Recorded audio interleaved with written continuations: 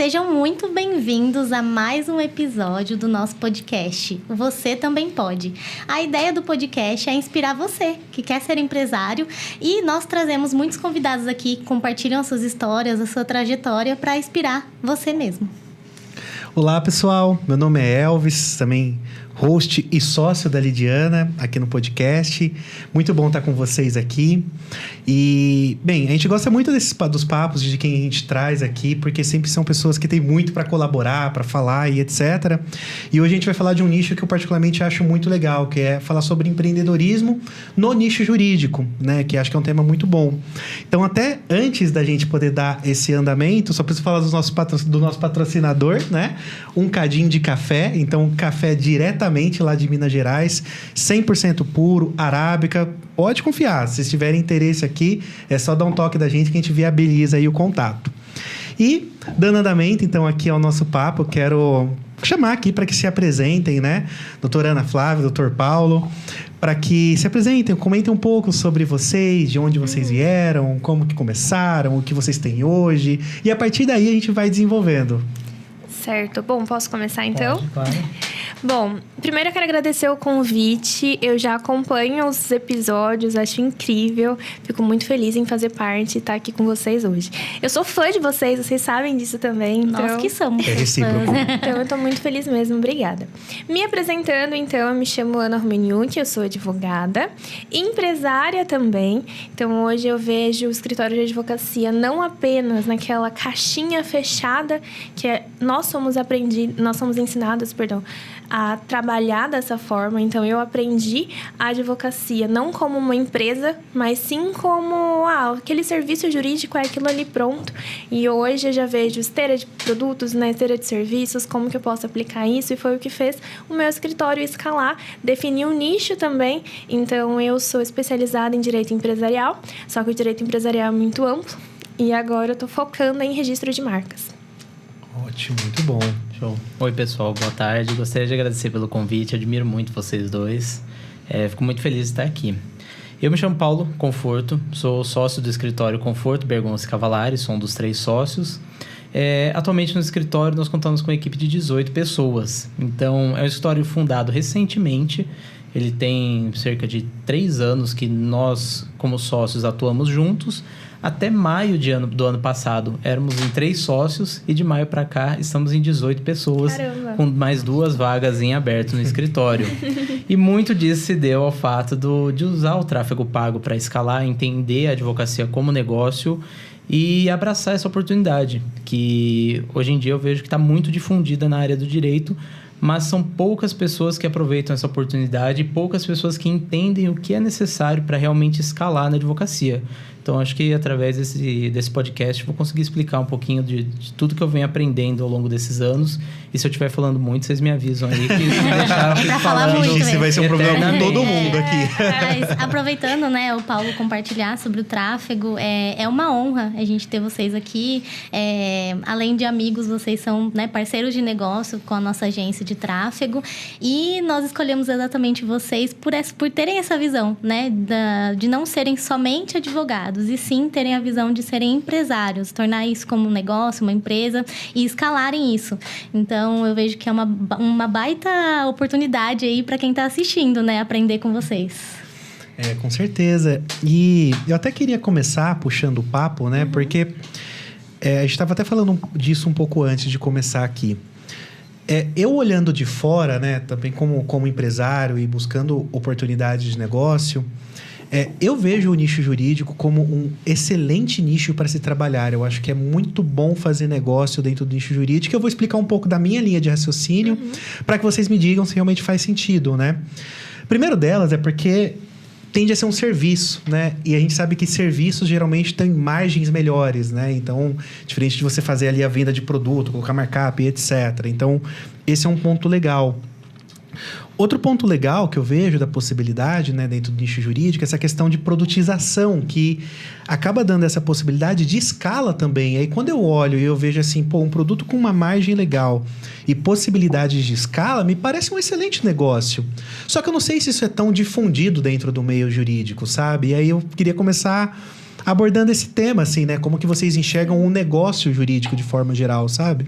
Eu ainda acrescentaria mais um item para a gente analisar como o nicho jurídico ele é interessante. O tráfego pago, por exemplo. E por que eu falo isso? Hoje, muita gente não faz marketing, não faz divulgação nenhuma. É advogado e não divulga nada porque fala assim, a OAB não permite, a OAB restringe. Tá certo, a OAB tem limitações. Só que muita coisa a gente pode fazer. Então, isso acaba sendo um diferencial. Porque enquanto a maioria tá com medo e não faz nada, a gente que estuda, se prepara, conhece a regra, atua dentro da regra. E, por exemplo, o tráfego pago é permitido. Então, a gente está atuando num nicho que poucos advogados se arriscam a entrar, justamente porque tem medo. Então, além dessas vantagens que você colocou, tem mais essa. Acaba sendo um diferencial de mercado, estudar o marketing jurídico e começar a se divulgar nas redes sociais, com auxílio também do tráfego pago. Realmente. Muito advogado, ele tem medo, mas também é uma classe que é muito acomodada ao que era no passado. Porque na faculdade a gente aprende com os professores que a profissão do advogado é uma profissão muito glamourosa, que tem muito status. Às vezes, que nem eu tive aula na PUC, eu só tive professores ali que ou eram advogados muito bem-sucedidos, ou eles ocupavam cargos públicos relevantes, né? Procuradores, juízes. Então, desde a faculdade, o advogado ele sai muito com o ego inflado de achar que ele está numa casta superior da sociedade. E aí ele sai disso daí, ele vai para o mercado de trabalho, ou ele vai atuar sozinho, e aí ele não tem cliente, né? E aí cadê o status dele, né? Não tem. E você falou muito da... Então, o advogado, ele se prende muito ao que era no passado. No passado, você precisava ser um advogado conhecido na cidade para ter sucesso profissional. Hoje, ninguém conhece escritório. Um dos motivos que nem tem placa no escritório. Mas acho que nós somos um dos escritórios de Americana que mais cresce na cidade. É difícil ter um escritório aí com mais de 15 pessoas em Americana. E nós conseguimos isso em 1 ano. Então, você falou também da produtização do serviço jurídico. O serviço jurídico ele é muito rentável quando ele é cobrado certo. Na faculdade, a gente aprende que o advogado ele tem que ser especialista em uma área. Fala, eu sou advogado trabalhista.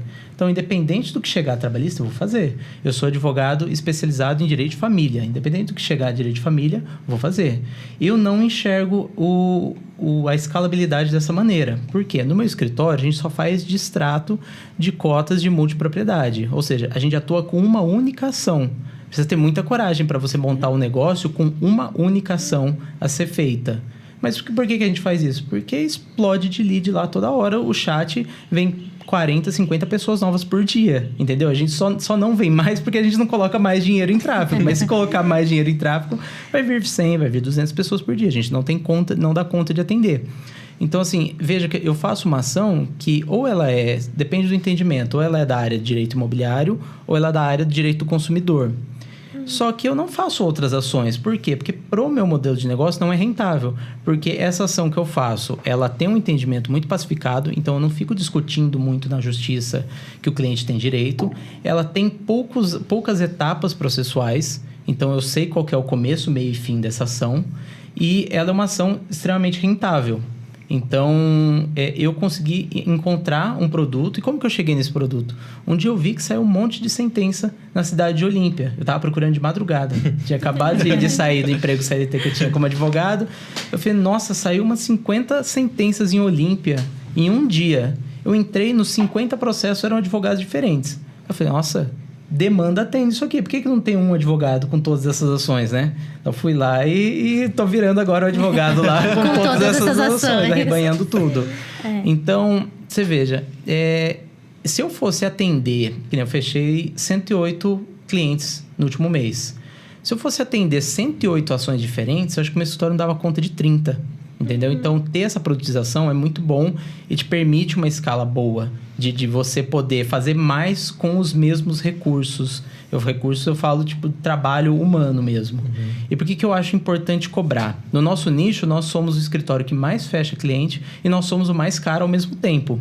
Então, eu cobro antes do processo e eu cobro depois do processo.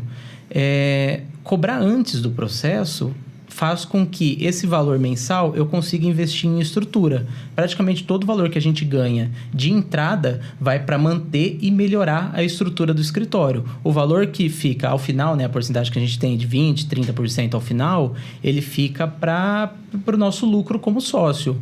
Então, imagina, se eu fosse cobrar só porcentagem, igual muito advogado quer cobrar, por exemplo, no trabalhista isso é muito comum. Tem áreas que realmente fica difícil. Eu posso depois falar como que dá para cobrar como que dá para cobrar além da porcentagem. Se eu fosse cobrar só porcentagem e eu fecho 30 clientes em um mês, primeiro mês eu tenho 30. Depois eu tenho 60, depois eu tenho 90. Vai chegar em um ano, que raramente uma ação termina em um ano, eu tenho 360 ações para tocar andamento. Só que eu não tenho dinheiro para contratar. E aí, como que eu faço? E aí eu estagno, porque eu não consigo escalar. Então, a cobrança do honorário inicial, ele permite ao advogado escalar muito mais fácil. E para cobrar honorários iniciais, tem alguns requisitos. Primeiro é a especialidade. Se eu não me mostrasse como advogado especialista, ninguém ia querer pagar o advogado. Eles iam só ver o serviço como um commodity. Se tem um advogado trabalhista da esquina e tem um advogado trabalhista da outra esquina, tanto faz que o advogado pegue meu processo. Então, eu vou pagar os 30% para o advogado e pronto, acabou. Se tem um advogado especialista em trabalhista bancário, que o trabalhista só atende bancário, ou um trabalhista que só atende metalúrgico, que ele vai falar a linguagem do metalúrgico, ele vai ser o herói do metalúrgico lá. Esse advogado, ele consegue começar a pensar em cobrar inicial. Então, você precisa da especialidade e você precisa de uma ação que realmente incomode o cliente para ele querer te pagar. Porque um exemplo muito fácil de mostrar que é difícil cobrar no início é uma ação de atraso de voo. Atraso de voo, você vai ter uma chance de receber uma indenizaçãozinha. Só que aí, isso não é um transtorno gigantesco na vida da pessoa. Ela vai entrar em contato com o advogado, se der a indenização, deu. Se não deu, beleza. Então, é muito difícil você cobrar honorários iniciais em uma ação que não envolva muita dor, muito sofrimento para o seu cliente. Então, isso que você precisa equilibrar essas coisas. Precisa ser uma ação que você tenha especialidade, que o pessoal te enxergue como advogado especialista e que tenha uma dor latente na pessoa para a pessoa querer pagar o advogado adiantado. Então, nossa, assim, aproveitando, né, Paulo, que você falou um pouco do nicho que você focou, explica um pouquinho mais quem que te procura. Eu sei que ali quem já é advogado entendeu já pro nicho que você foi, mas quem é que te procura, qual é a dor que ele tá sofrendo e como você conseguiu captar mesmo esse cliente, essas pessoas que ficam perdidos, né, nem sabe muitas vezes que tem esse direito ou não. Então, vamos lá. O que o escritório faz de manhã, tarde e à noite? Nós só lidamos com clientes que compram cotas de multipropriedade, cota de resort, cota de hotel. O que acontece? Quando você vai viajar, chega um captador até você. Ele chega e fala, nossa, que família bonita, posso tirar uma foto de vocês? Sempre, né, gente? Geralmente no centro histórico da cidade, algo desse tipo. E aí ele tira essa foto. E ele fala para você, olha, estão dando um brinde, você só precisa assistir uma palestra. Se você quiser, eu te levo numa palestra. Estão te dando um voucher de chocolate para você gastar em determinada loja. Então, você vai ganhar um jantar. Então, a pessoa, muitas das vezes, por ingenuidade, ela vai até essa palestra. E o que acontece? Essa, na verdade, não é uma palestra. É uma reunião de vendas que a pessoa perde 6 a 8 horas ali, que tem aquele empilhamento de gatilho mental, tem todas as técnicas de vendas possíveis e imagináveis para a pessoa assinar contrato ali. E aí a pessoa assina o contrato, muitas das vezes, para se livrar daquele ambiente.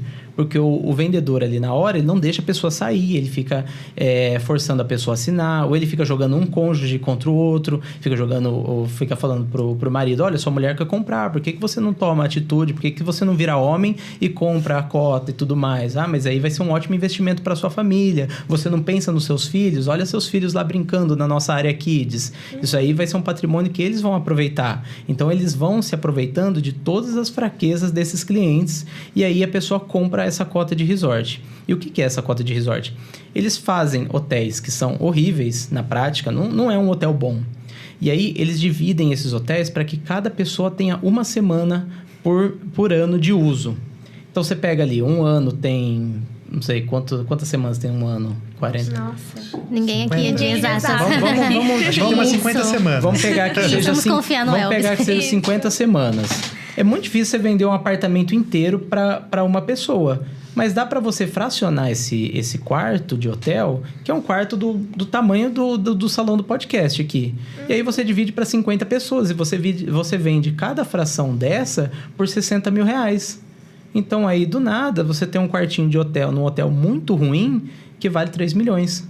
Isso aí, se for pago à vista, o pessoal ainda paga parcelado em 48 vezes. Tem correção monetária e juros no contrato. Então, que vai praticamente dobrar o valor que a pessoa pagou. Quem criou isso foi muito inteligente. Não, pra quem vende é uma maravilha. É uma máquina de dinheiro. Pra quem compra, não tem vantagem nenhuma. Além da pessoa ter que pagar a parcela inicial, ela tem que pagar condomínio todo mês pra ela ter uma semana de uso no ano. Só que aí, se você pegar o valor que ela paga de condomínio, você paga uma semana em qualquer hotel do Brasil.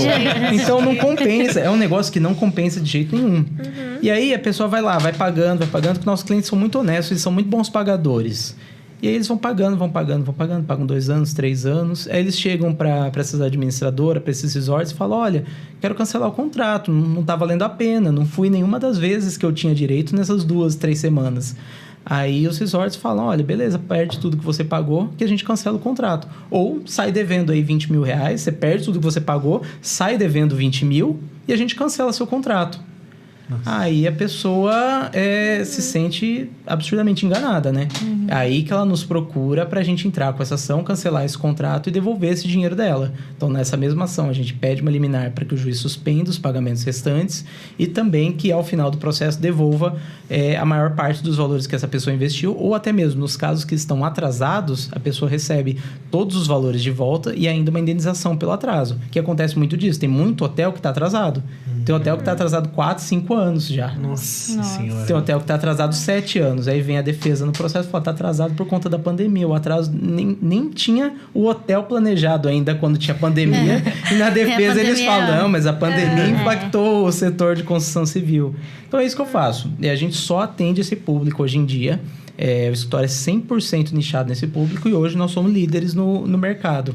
Nossa, incrível, né? Legal.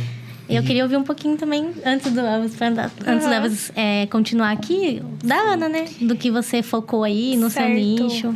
Até falando essa questão da especialidade, como que foi pra mim? Quando eu tava pra me formar, eu sempre pesquisei muito sobre marketing, começo de carreira, prospecção de clientes.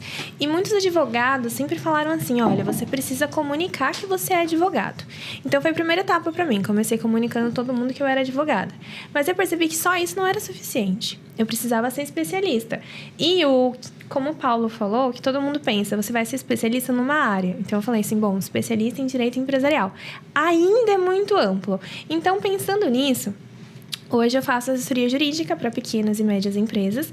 E por que eu foquei no registro de marca? O grande valor do meu escritório, que eu prezo, assim, coisa que eu mais gostaria de fazer mesmo, assim, que tenho paixão, é a prevenção. Então, é ajudar esses escritórios são essas empresas a não terem problemas jurídicos, a justamente crescer com segurança. Só que a gente vive uma cultura em que a prevenção é a última coisa que o empresário pensa. A gente vive no Brasil só apagando incêndio. Então, a cultura é assim, quando chegar o problema, eu resolvo.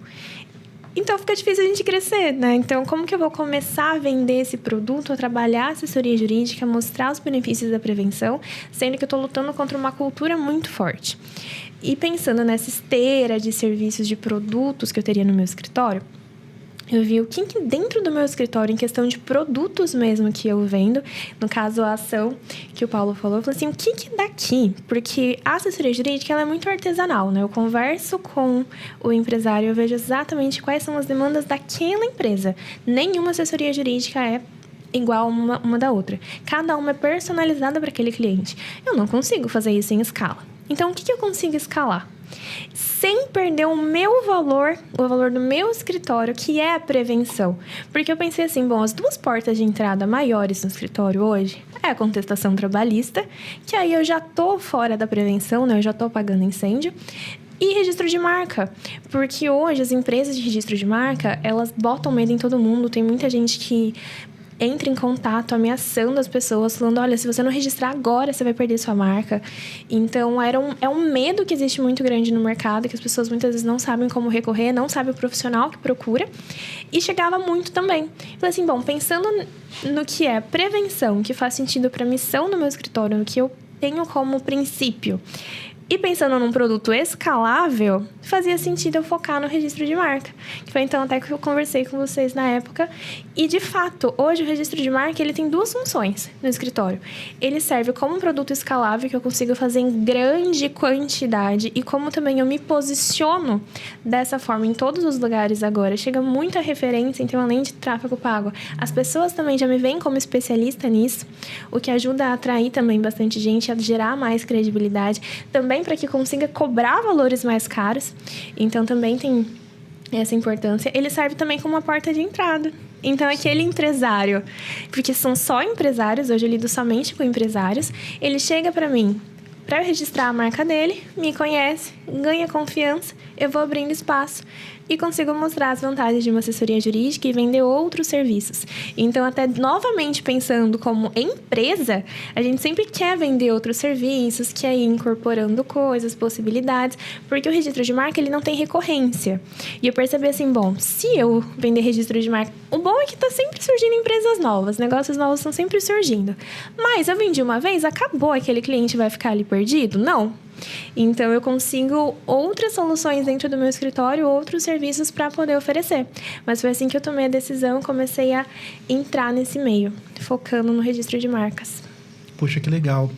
Eu vejo que é muito importante, né, para o jovem advogado, ou não tão jovem, que às vezes está querendo fazer esse movimento, perceber isso, porque a gente começa a entrar nessa seara dos desafios de negócio mesmo, né? Sim. Porque, beleza, o que não muda você sendo advogado ou você sendo empresário de qualquer outro nicho? Cara, se abrir uma empresa, a primeira coisa que você precisa fazer é conseguir cliente. Então, cara, você precisa conseguir cliente. Sim. E que formatos que você vai fazer isso? Qual que é uma eventual diferenciação de oferta que você tem para poder fazer aquilo? Então, às vezes tem muita gente que quer fazer tráfego pago, mas não tem necessariamente uma coisa diferente para poder fazer e tudo mais. Então, cara, você até capta o cliente, mas eu cobro mais caro que o meu concorrente, mas para ser bem sincero, eu não tenho nada de diferente dele. Mas calma lá, né? Sim. Espera lá. Então, primeiro, né? Você tem que preocupar com esse posicionamento. Só que uma vez que você começou a resolver esse problema de captação, esse problema comercial, assim por dizer, você passa a ter os problemas operacionais disso, né? Porque, como você mesmo disse, puxa, se você faz um trabalho de assessoria empresarial, você tem que tomar muito cuidado na hora de você contratar uma pessoa para cuidar do cliente que contratou de você. Sim. Aquilo, né? E isso é muito difícil de replicar e é o tipo de coisa que trava crescimento. Porque se você, como empresário, tá o tempo todo ali na ponta, resolvendo o problema do cliente o tempo todo, você não está fazendo as coisas que você precisaria fazer para o negócio crescer, aumentando sua verba, né? Investindo em mais conhecimento, em contratação de mais pessoas e tudo mais, né?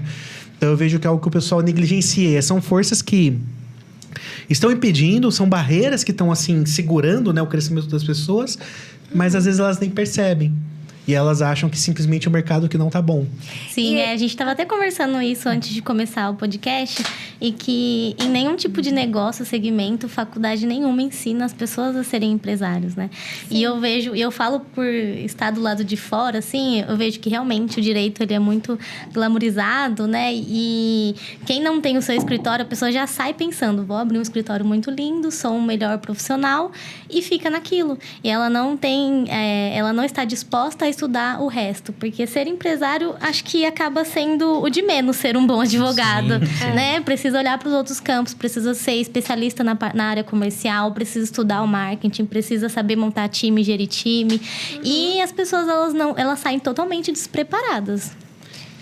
As pessoas são o mais importante do escritório. A gente só tem o que tem hoje por conta das pessoas que estão ali com a gente.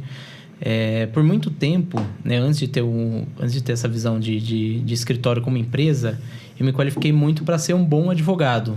Hoje, o meu sonho é que eu seja o pior advogado do escritório. Eu quero ser o pior ali.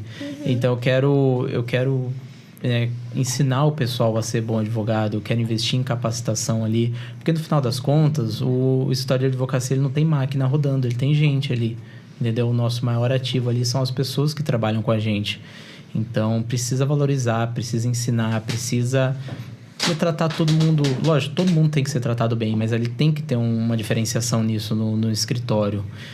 E Eu vejo um dos maiores motivos para o nosso crescimento mesmo foram as pessoas que estão ali dentro. E não eu e meus sócios, assim, mas sabe, quem abraçou e quem ali tá ali todo dia ali se dedicando para ser uma pessoa melhor, um advogado melhor.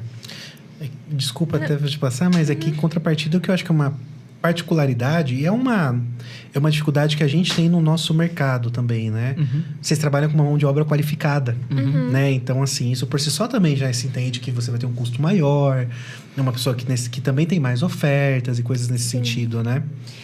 Isso que vocês estavam falando sobre a questão da qualificação, hoje tem muito advogado ainda que se forma e acha que o principal quando sai da faculdade é ir fazer pós-graduação. E não, já estudou vendas? Então, assim, é o básico, gente. Você se formou, você precisa saber sobre vendas, sobre gestão. Parte financeira, eu falo até por experiência própria. Nossa, eu sempre fui uma negação na parte financeira e eu tive que aprender, eu tive que sentar e estudar. Porque no começo, você não consegue contratar uma pessoa para poder te ajudar em todos os pontos. Então, você precisa estudar vendas porque você vai ser o comercial do seu escritório no começo. Então, você precisa aprender a fazer. Você precisa estudar sobre gestão, sobre a parte de administração mesmo, como gerir um negócio. Isso precisa ser estudado. Ninguém aprende isso na faculdade. A faculdade vai te ensinar ali o básico, digamos assim, das matérias mesmo. Também você não sai especialista em nada. Mas antes de fazer uma pós-graduação, estuda vendas, estuda gestão, estuda sobre pessoas, porque isso vai ser importante. Senão você vai contratar e só vai errar e vai ser uma trava também. Então, essas questões são habilidades que as pessoas precisam desenvolver antes mesmo, muitas vezes, de uma pós-graduação. E aí eu acho que esse é um erro que muita gente comete, não necessariamente só no nicho jurídico, mas a gente, de novo, a gente conversa com muita empresa que está começando. E aí existe aquela pessoa que tem a ilusão de você estar começando um negócio e aí ela se coloca num lugar do tipo assim, eu não sou especialista nessas coisas, então eu vou contratar um monte de gente para poder fazer. O que isso daí é a pior coisa que você pode fazer começando um negócio. É verdade, você não é um especialista naquilo que você está fazendo. Só que o ponto é, cara, primeiro, seu negócio nem gera dinheiro, então você só vai ficar gastando com as pessoas fazendo as coisas para você. E aí, na hora que essas pessoas fizerem, você vai precisar simplesmente acreditar naquilo que elas estão falando. Porque você não tem conhecimento, você não tem noção. E aí, esse que é a falta de entendimento, que a pessoa às vezes não entende. Quando ela se tornou empresário, ela tem preocupações e precisa ter conhecimentos de empresário. Sim. Precisa saber sobre captação de clientes, precisa ter noção de vendas, precisa ter alguma noção financeira, de produção, de processo, porque senão você fica refém daquilo que a pessoa te falou. E o problema de você ficar refém de um prestador de serviço, de uma coisa assim, nesse sentido, é que assim, cara, vocês são os meus clientes, a gente adora vocês, é uma super parceria.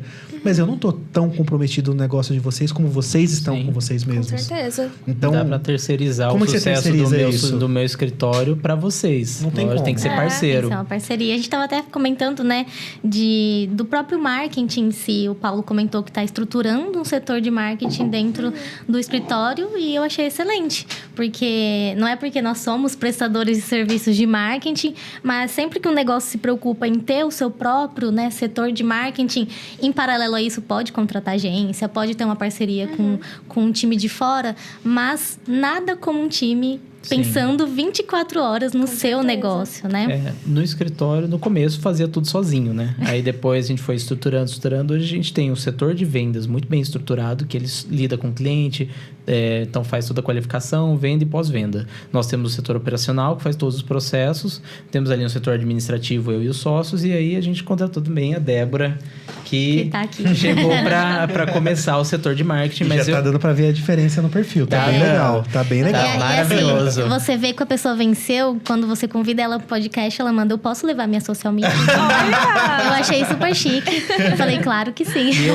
E eu quero que o setor de marketing seja tão importante no escritório quanto o setor operacional e quanto o setor de vendas. Eu quero que ele seja um setor com vida própria ali no escritório. Porque hoje eu vejo necessidade disso. Porque quanto mais eu conseguir desenvolver o marketing, mais caro eu consigo cobrar, mais estrutura eu tenho para fornecer pro pessoal que trabalha lá. Tudo vai andar junto.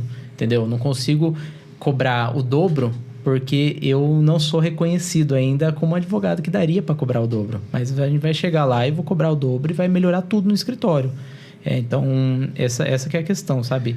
O advogado, ele tem que entender... Eu, quando era só advogado, eu tinha muito receio em gastar no meu negócio. Eu vi um sistema lá e falava, pô, esse sistema é R$50 por mês. Que absurdo. Nossa, mas aí é muito caro.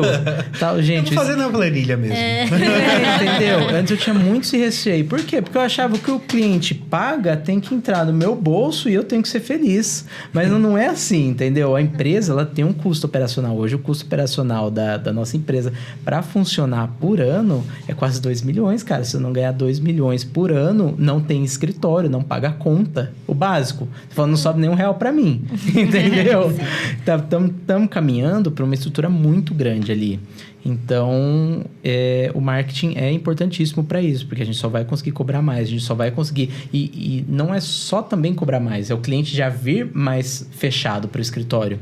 Porque o advogado, ele acha que hoje estão espalhando muito a palavra do tráfego pago, assim, né? Tem muito guru de internet que não vive nada, assim, de ter um escritório de sucesso e quer ensinar. Então, a bola da vez é, vamos fazer tráfego pago que você vai ter muito cliente. E aí, o advogado, ele contrata, sem saber nada de tráfego pago, ele terceiriza totalmente, chega uma pessoa lá para ele e não consegue fechar ninguém. Por quê? Porque o tráfego pago é uma etapa, né? A gente tem que saber ser bom de vendas também, entendeu? Então, o advogado, às vezes, ele não sabe nem que cliente ele quer atingir, qual ação que ele quer fechar, não sabe vender, não sabe atender, não sabe fazer nada. E não tem oferta nenhuma, E fica um ponto né? importante, né? De coisa assim, aí... Nem deveria falar isso, porque jogo contra o meu próprio time, né? Cara, você não precisa ser um gênio para fazer uma boa campanha de tráfego. E é isso que as pessoas... A gente vê muito, tipo assim... Tô fazendo tráfego pago e não funciona. O tráfego é ruim. Cara, a chance do tráfego ser ruim é muito baixa.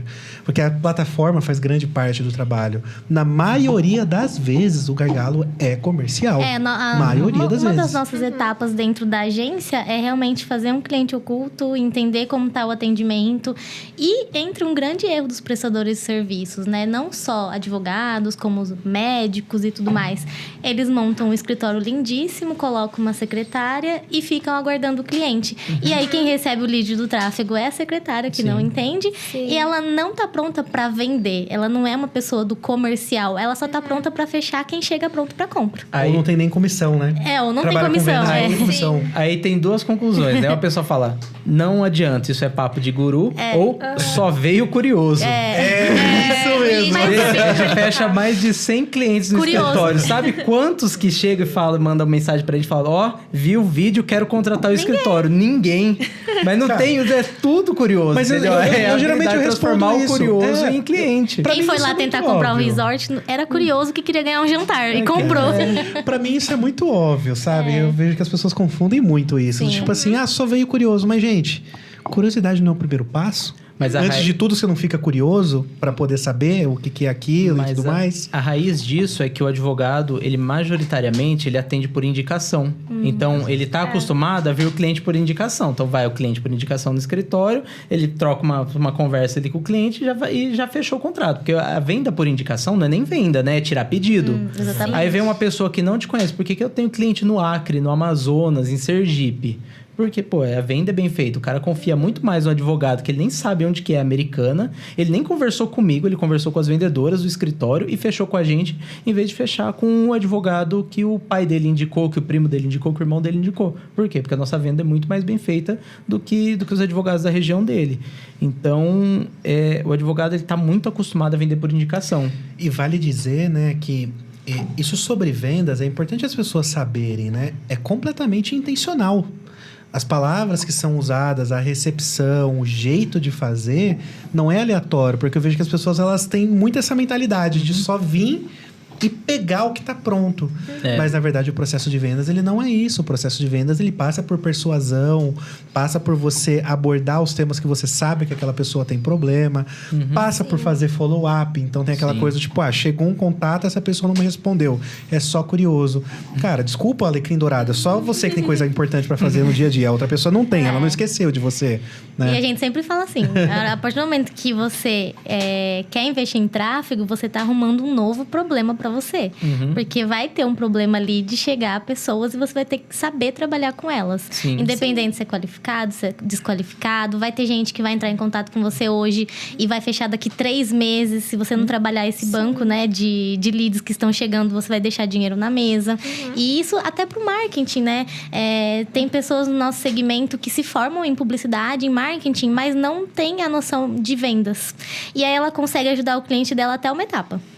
Né? Eu falo que a nossa força foi nós dois termos trabalhado no comercial. Eu trabalhei muito tempo em vendas, né? Como vendedora mesmo no WhatsApp. E assim, não tem regra. Não tem receita do bolo. Se tivesse, todo mundo tava muito rico. Né? E aí você precisa realmente testar falas comerciais. Não é um roteiro que você vai seguir ele vai ser perfeito. Não funcionou? Vou ligar. Liguei, vou tentar de novo. Até postei esses dias no Stories, né? Foi a pessoa que clicou no seu anúncio. Atormente ela até eternamente, entendeu? Follow-up infinito. Tá incomodando, né? Eu acho que o pessoal vê muito vendas como assim, nossa, eu não vou fazer isso porque eu vou incomodar a pessoa, eu vou ser chato com a pessoa. Eu tinha muito esse receio também. Sim, eu acho que é algo até psicológico, se a gente for ver essa questão de não querer desagradar, né? Mas precisa virar essa chave e entender de fato o que é vendas, o que é vender. Porque como o Paulo falou, a maioria das pessoas só tira pedido, isso não é vender. A pessoa fala assim, nossa, eu vendo muito. Fala assim, tá, mas como que foi essa venda? Como que essa pessoa chegou a você? Ah, é o pessoal lá do grupo de networking que tá me indicando. Então, não, peraí, você não tá vendendo, então, né? Será mesmo que você é um bom vendedor? Vamos testar quando chega um lead desqualificado, se você consegue converter. Aí, assim, a gente vai ver, né? Lá no escritório a regra é mandar mensagem até bloquear. Se a pessoa tá incomodada com a nossa mensagem, ela tem a opção de bloquear. Não, ela mandou oi pra gente. O advogado ele tem várias barreiras pela OAB. Então a gente não pode fazer uma captação ativa. A partir do momento que a pessoa me mandou um oi, ela só vai parar de receber mensagem do escritório quando ela bloquear. E também bloqueou, acabou aí, também não vou ligar. Mas assim, tem a opção do celular de bloquear, então pega e usa, porque senão vai receber mensagem nossa, sim. E tem cliente que, assim, a gente vê depois, eu puxo nas conversas, cara, a gente fez uns 30 follow-ups pro cara fechar.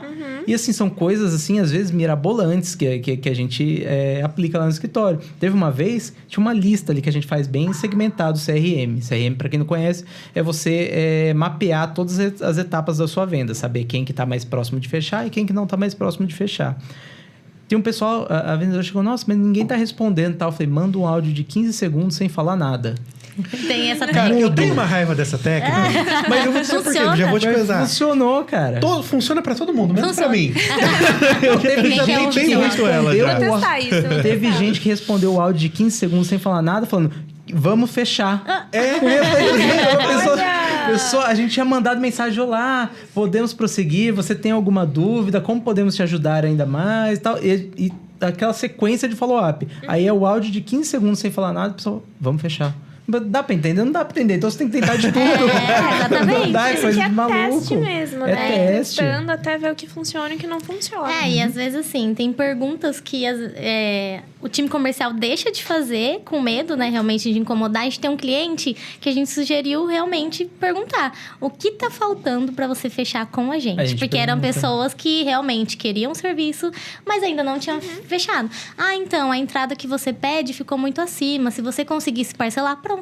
A pessoa ela não vai vir falar pra você que não tá cabendo no bolso dela. Ela simplesmente não vai retornar. E aí, essa entrada que era um impeditivo, você pode tentar facilitar. Sim. Fechou o pedido. Tem um cliente do escritório que como a gente tem bastante processo disso, muito advogado vem tirar dúvida comigo. Então vem um advogado tirar dúvida e fala, esse cara aqui não tá fechando comigo de jeito nenhum. E eu vi que esse cara tava na nossa base de lead. Aí ele falou, quanto você cobrou desse cara? Ele cobrou metade do que a gente cobrava. E aí e esse cara não fechava com a gente. Ele ficava, eu tô vendo outras propostas, e tal. Aí eu mandei um áudio pra ele, falei, viu, você tem proposta de escritório que cobra metade do que o nosso. Por que você ainda tá mandando mensagem perguntando se a gente cobra essa oferta? Vai lá e fecha com o cara. Por que você não fecha com o cara? Não, vamos fechar com o seu escritório. Então, assim, o cara, ele precisa... Tem cliente que precisa dar um ultimato, assim. Então, mas tem cliente que isso não funciona. Então, você tem que testar inúmeras maneiras. E uma coisa que o advogado faz muito errado também é só falar em juridiquês. O advogado quer falar da mesma maneira que ele fala no processo com o cliente dele. E não, gente, você tem que facilitar a conversa com o seu cliente da melhor maneira possível. Por quê? Ninguém quer falar com o advogado. Ninguém fica feliz em falar com o advogado. Porque o advogado só lida com problema. E aí a pessoa vai falar com o advogado com todas as guardas dela alta. E aí quando você é acolhedor, você trata bem, você fala de uma maneira que o advogado consegue, que o cliente consegue te entender, ele vai baixar a guarda dele, ele vai se surpreender. Uma das avaliações do Google lá do escritório, do Lucílio, ele fala assim, esse Lucílio, ele veio de São Paulo até Americana porque ele achava que eu era um golpista. Não, vem aqui em Americana. Já tinha levado um golpe do resort? Já atendo aqui em Americana, não tem problema nenhum. Às vezes o cara falou, tem uma tendência maior para um golpe. Ele saiu do escritório e deixou a avaliação. Não fui atendido por um advogado, fui atendido por uma pessoa muito humana. Eu falei, olha, o advogado já nem é humano, é bicho, né? Então, assim... Muito bom isso. Teve uma vez, e esse exemplo eu falo pra todo mundo, a Ana, vendedora nossa, uma máquina de venda, ela um dia tava atendendo um PM dentro da viatura. E aí, numa das horas da videochamada, ela tava conversando de moto com o PM. Acho que o PM falou alguma coisa de moto, e ela gosta muito de moto, e eles ficaram um tempo conversando sobre moto. Eu falei, nossa, o cara foi pra falar com o advogado, né, com história de advocacia, e tá falando de moto, mas fechou na hora mesmo. Por quê? Gerou uma conexão com o cliente. E aí você fala... Gente, não precisa falar difícil, ela precisou falar de moto com o cara. Então, tem muito valor você se conectar com o cliente. Mas não, tem advogado que só quer... O advogado, ele quer atender o cliente de terno, gravata, falar difícil com o cliente. Às vezes o cliente não entende nada que o advogado falou muito e fica por isso. Então... Isso mostra a importância de você ouvir também, né? Então, às vezes a pessoa ali tá... No exemplo até que a Lidy falou. Era só questão de parcelar a entrada. Às vezes você fica tentando falar um monte de coisa e você nunca vai adivinhar exatamente qual que é o problema da pessoa. Ou qual que é a objeção se você não pergunta e você está disposto a ouvir. Eu vejo muito isso. O advogado, às vezes, ele acha assim... eu sei qual que é o problema do cliente, eu sei o que eu tenho que falar. Não, ouve. Às vezes não é isso. Então, a venda também é muito de você escutar o que a outra pessoa tem a dizer para você. Tem toda a técnica e tudo que a gente está falando aqui, mas a escuta também é primordial. É verdade. Mas acho que assim, o que é um ponto, né, para o ouvinte, né, entender tudo mais, é que no final do dia é tudo muito intencional. Venda não é um acaso, né? As coisas não é... O cliente não chega e compra. Existem esses casos e eu acho que o problema é que existem esses casos. Eventualmente aparece o cliente que chega e compra. Só que aí a pessoa vai lá e na cabeça dela, ela cria que aquilo é um lead qualificado. Porque a pessoa chegou e comprou. Mas não é verdade, é só você parar para pensar no seu próprio caso de uso. Quando foi a última vez que você viu do nada um anúncio que você não conhecia, de uma pessoa que você não conhecia e comprou dela? Muito pouco. Não. Muito pouco. Tem que ser muita sorte, sabe? Para que isso funcione. E... Acho que uma coisa que você comentou legal, assim, né? Que eu vejo que foi algo que você endereçou. E eu costumo dizer que é uma tremenda bobagem que as pessoas fazem por aí também. Que agora você está construindo a sua área de marketing, né? E às vezes eu vejo que tem muita gente que está querendo começar um negócio. E, cara, essa pessoa ela quer começar um negócio com tudo bonito, tudo alinhado, tudo perfeito... menos como ela vai ganhar dinheiro. Esse é o mal do advogado também. O advogado quer tudo perfeitinho.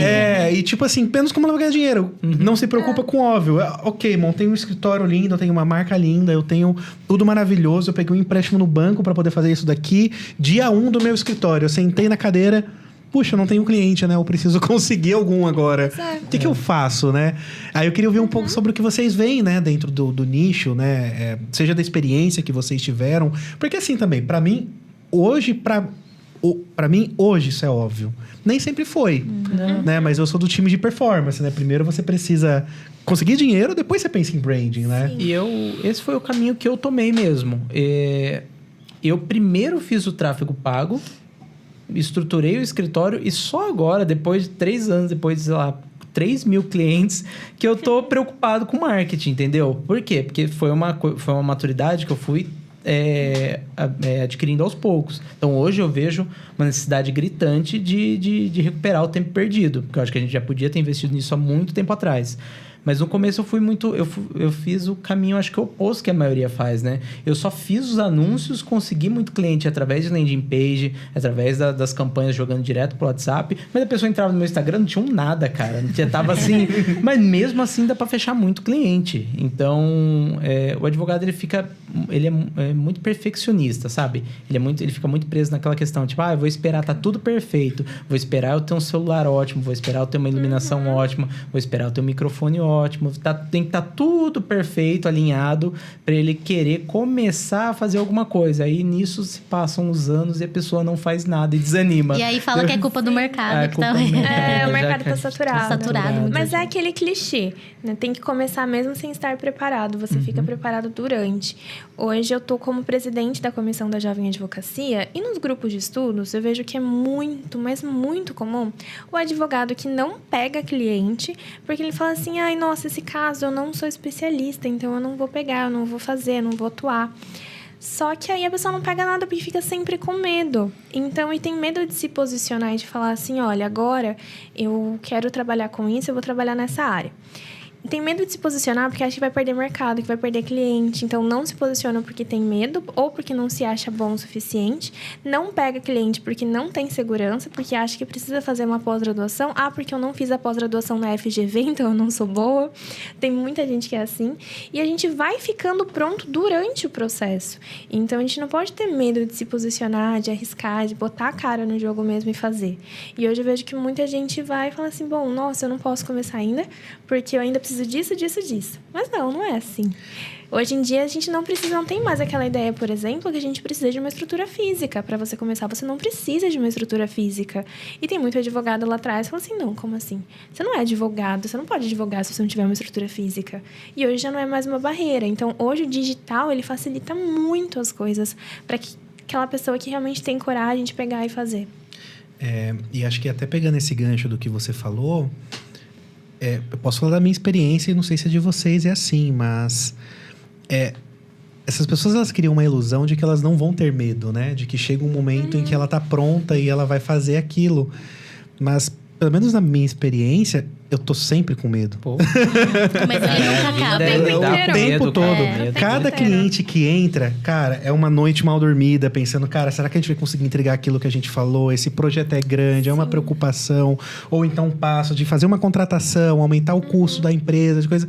Não existe um cenário em que eu não esteja com medo para poder fazer as coisas. E aí entra o perfil também, né? A gente estava comentando antes de começar que tem gente que não vai ter o perfil de ser empresário e tá tudo bem. Porque hoje também a gente se compara muito na internet, parece que você só tem sucesso se você for empresário, se você tiver um negócio.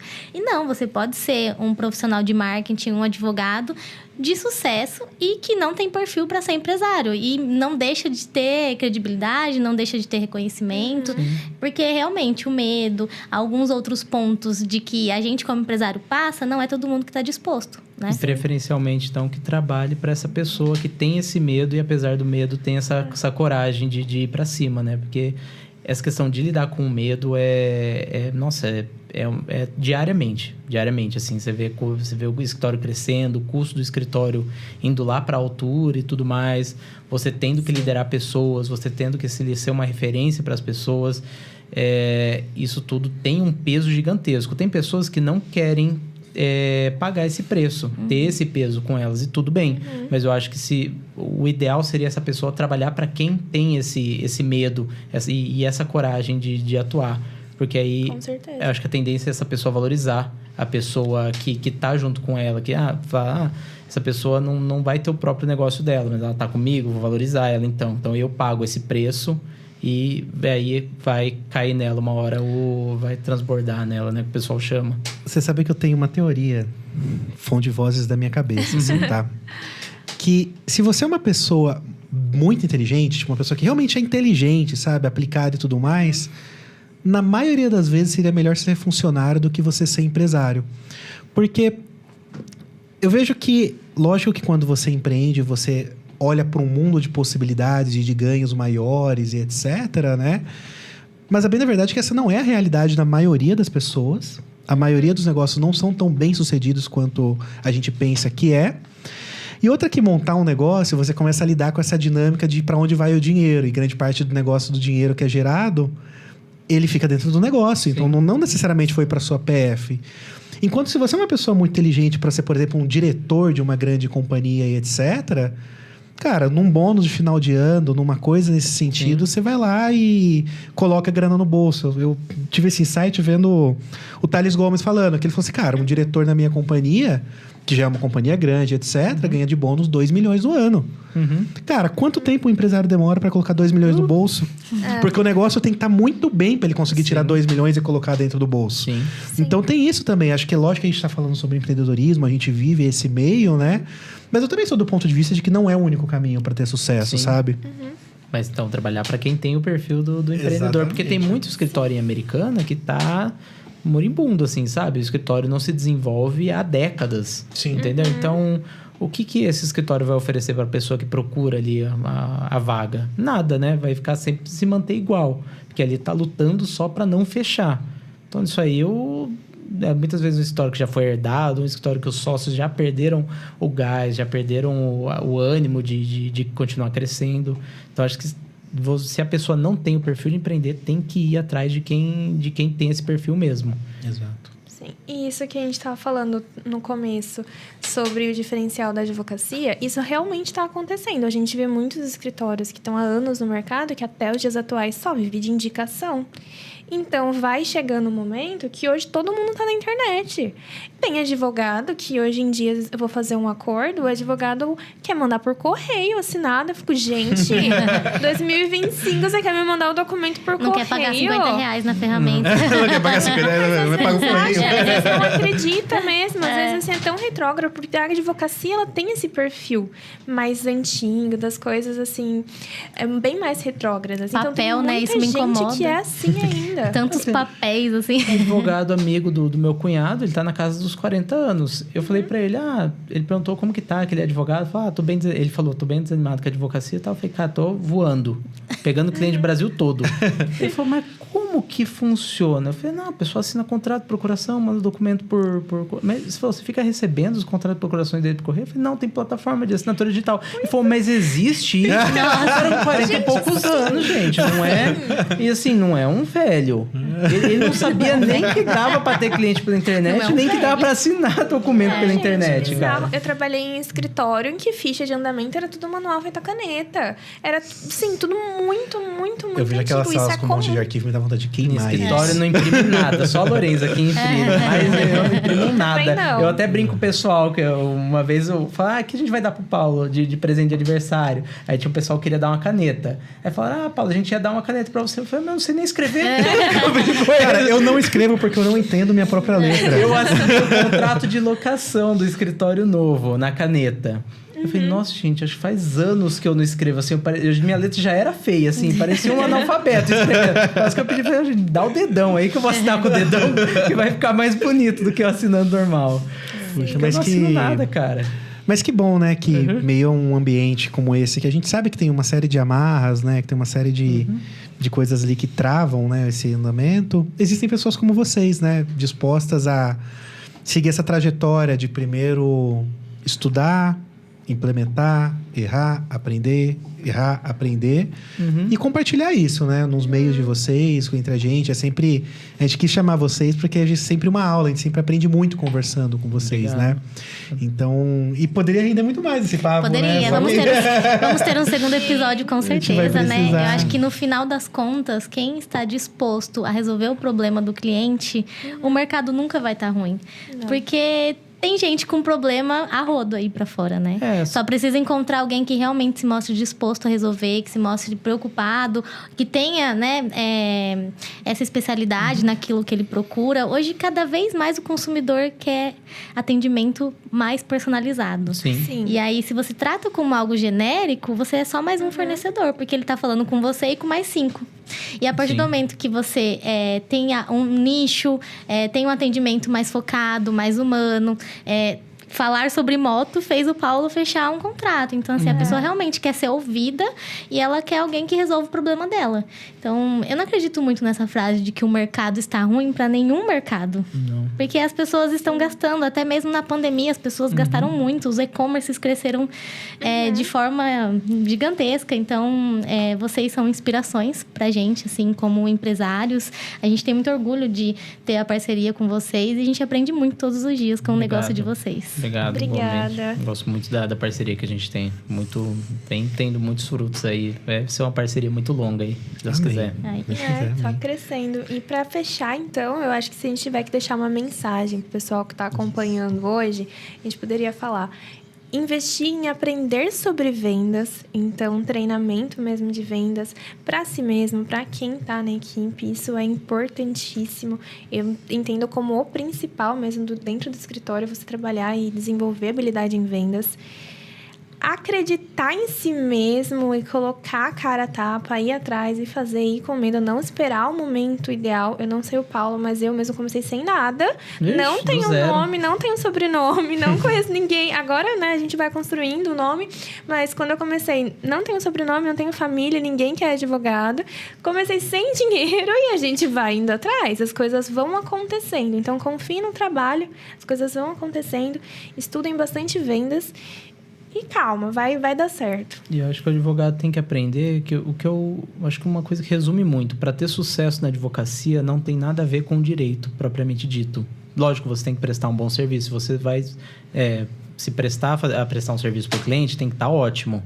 Mas para ter sucesso na advocacia não é estudar mais direito. É igual a Ana falou, você tem que estudar áreas correlatas, você tem que estudar sobre vendas, sobre tráfego pago, você precisa estudar sobre administração, sobre a parte financeira do escritório. Se ficar só atrelado ao direito, não vai te fazer ter uma advocacia de sucesso. Não vai. Exatamente. Perfeito. Muito obrigada, Caramba, gente. pessoal, obrigado, viu? Uma honra contar Obrigada. com vocês. Uhum. A gente vai se encontrando por aí, né? Tá, Nos vamos. próximos. Obrigado, gente.